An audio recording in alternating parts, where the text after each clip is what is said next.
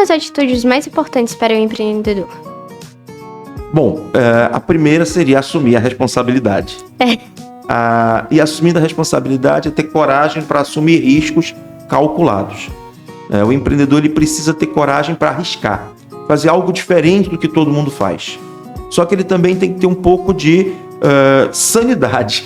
Porque eu conheço... Sim, sanidade mental? Isso, é um pouco de equilíbrio que eu quero falar.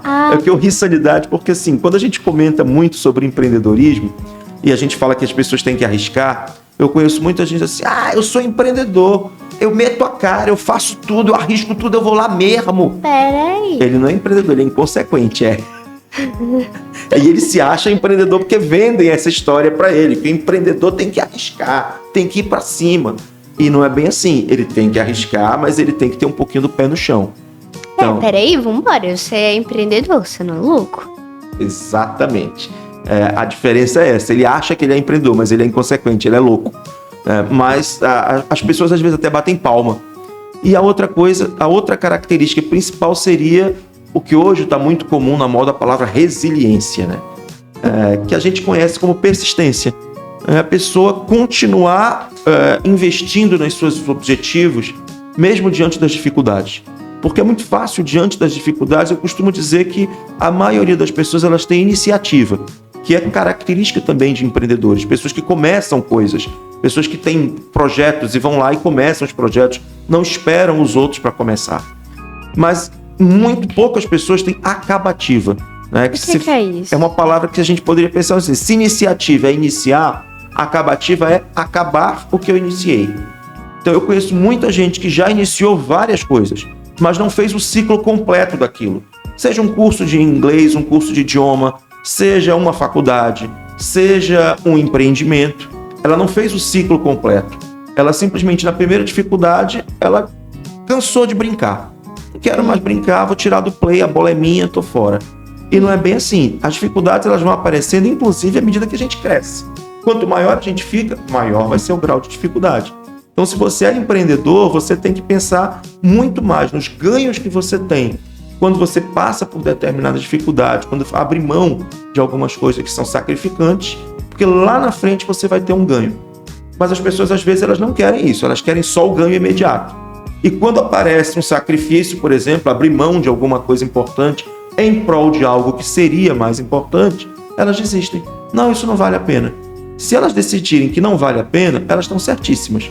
Porque você lutar pelo que você não vale a pena, realmente não vale a pena. Agora, muita gente não tem essa clareza de entender que é preciso primeiro plantar, depois regar, para depois colher. As pessoas querem colher sem plantar e sem regar. E aí não dá. Já é difícil. Então, tem gente que não pensa muito a longo prazo. Ou seja, elas passam por uma dificuldade, elas já desistem porque elas não pensaram a longo prazo. Então, se eu, por exemplo, sei lá, tivesse uma quantia de dinheiro, se eu investisse um pouco em alguma forma que faria o meu dinheiro preso ali por, sei lá, 10 anos, a longo prazo ele ia ficar rendendo mais, isso seria bom pra mim. Mas tem pessoas que não investem e aí o dinheiro fica parado e aí complica. Exatamente. Elas não querem esperar para colher os frutos. E naquele momento que elas estão esperando, possivelmente, aquele dinheiro vai em algum momento não necessariamente fazer falta, mas vai dar vontade de usá-lo para outra finalidade que seria um prazer mais imediato. Talvez uma viagem, se você tivesse dinheiro sobrando. E as pessoas que não conseguem postergar isso são aquelas que não têm muito sucesso a longo prazo. São aquelas que vivem do imediatismo. Entendi. Tem algum estudo sobre quais os tipos de empreendedores mais comuns? Tem vários estudos que falam de nomes diferentes, mas eles querem dizer a mesma coisa. Então, resumindo, os empreendedores mais comuns são aqueles que são os empreendedores que a gente chama de protagonistas, que são aqueles empreendedores que eles tomam conta da própria vida e eles acabam arrastando outras pessoas no ponto positivo, na cauda deles, como se eles fossem cometas. Eles têm uma força de gravidade muito forte, tem muito a ver com liderança, com liderar pelo exemplo, e eles levam essas pessoas para o lado positivo. Então esse é um tipo de empreendedor. Tem os empreendedores que são os caçadores de ondas, que outros autores chamam de outras nomenclaturas, que são aqueles que gostam muito do dinheiro, mas não necessariamente eles estão ali pela paixão que é diferente daquele propulsor, daquele protagonista. E tem o que os autores chamam de empreendedores, mas eu até não os considero, né, que são os coadjuvantes. São aquelas pessoas que estão ali apenas fazendo figuração num filme, né? Elas não são protagonistas da própria vida. Elas estão ali só passeando. Elas não fazem nada, elas só sofrem as consequências do que os outros fazem por elas. Eles chamam isso de empreendedores seguidores.